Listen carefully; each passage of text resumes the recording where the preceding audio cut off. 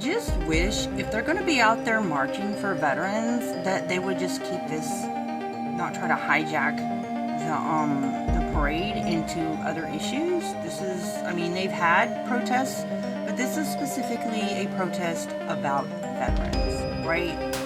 And so anyways, I know that they invited everybody to come in there, but this is not like a political thing. This is not like, you know, Democrats versus Republican. This is just about, you don't get to just destroy the VA by killing veterans, of slashing 80,000 employees. This is about veterans. This is a veterans support, veterans support.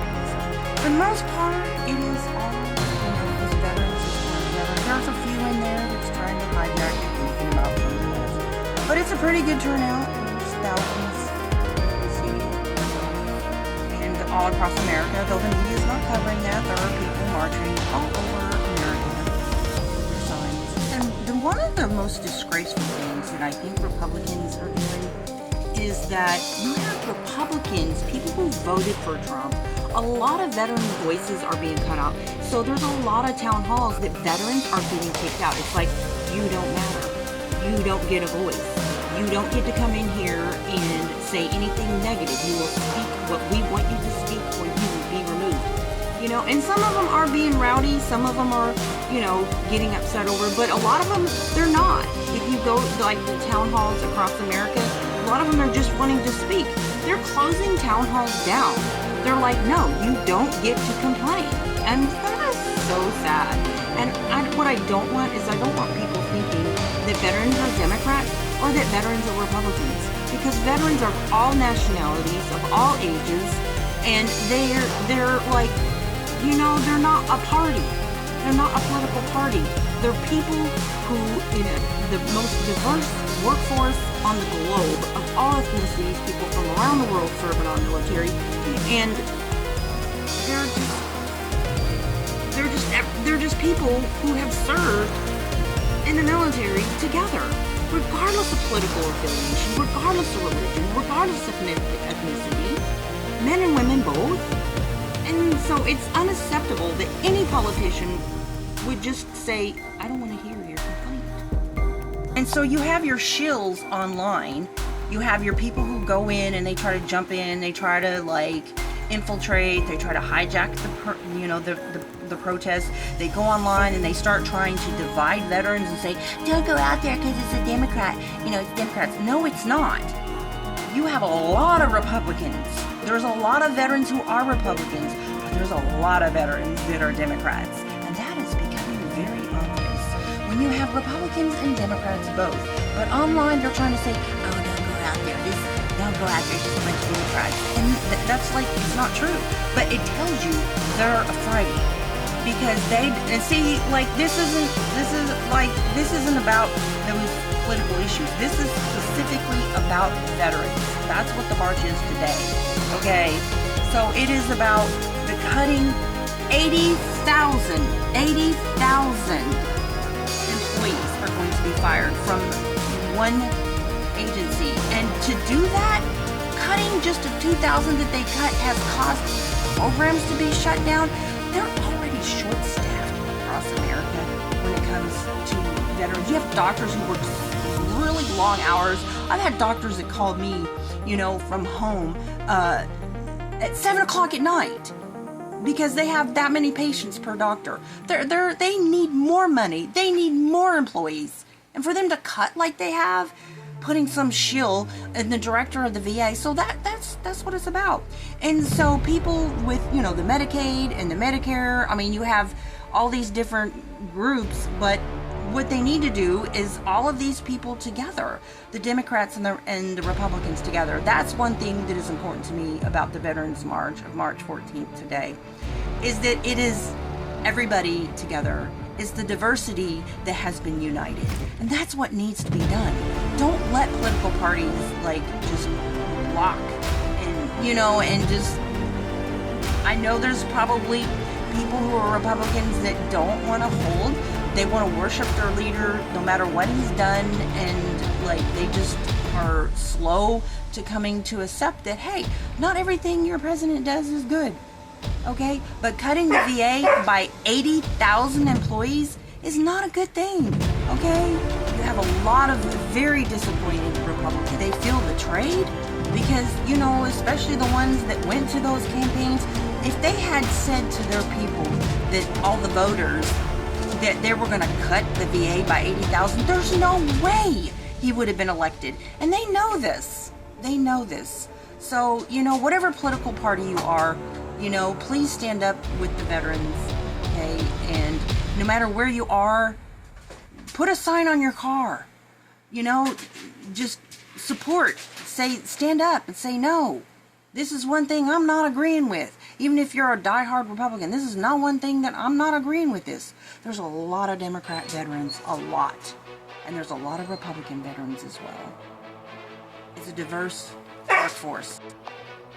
They even got sign language people out there. And what is so sad is that they're literally trying to just hide the voices of the veterans, not even allowing them to speak. You have this guy here, he voted for Trump 3 times, speaking out. There's a lot of veterans, regardless if they're Republican or the Democrat. But to just hide their voices, and then for these, like, trying to go to their legislators, which is the right thing to do. Go to your legislator and say, hey, what is your problem? Dude, how could you do this? You've betrayed all of us. And they're just silent at town hall meetings, or shutting the town hall meetings. You had one town hall meetings that are so filled with people, both Democratic and Republican, that are just like, dude, that they're just shutting them down. That's not democracy. That's treason.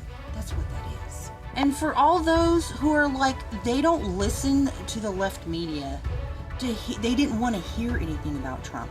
I blame the left media, because the left media do lie. I have caught them in so many lies, but the right media does the same. Media is just junk. You have to look at things for yourself. But there's just people that were just so fed up with the left and the media. And so that's what they want, though. They want division. And so people are like, oh, you get what you want, you know, you got what you wanted, blah, blah, blah. But you know what? You have to look at the veterans and the military, that they're one people. They're not Republicans and Democrats. They're just a workforce, you know, together. And yes, they may vote differently, okay? But they want division. And that's not going to solve anything. People need to unite together, and I think that the left media needs to be held accountable if anybody was deceived by Trump. Well, we tried to tell you, but you wouldn't listen. Yeah, well, you know what? The media on the left lies horrendously. Horrendously they lie. Okay? They do lie. And so, that's why a lot of the people wouldn't listen. But again, I don't listen to either side of the media, because they all lie. Right? But I tell you now, to all the Democrats who think that their legislators are the best, let me ask you something. The judges, federal judges, multiple, conservative and Democrat both, have rejected a lot of the things that Trump has done. Some of them outright said that things he did were illegal. Yet there's not one Democrat legislator, not one, not one, who has tried to impeach Donald Trump for illegal acts. Not one. Think about that. And a lot of them are trying to approach these Democrats like, what are you doing? Al Green's the only one who's even talked about impeachment, but all he cares is some comments about what was going to happen to Gaza.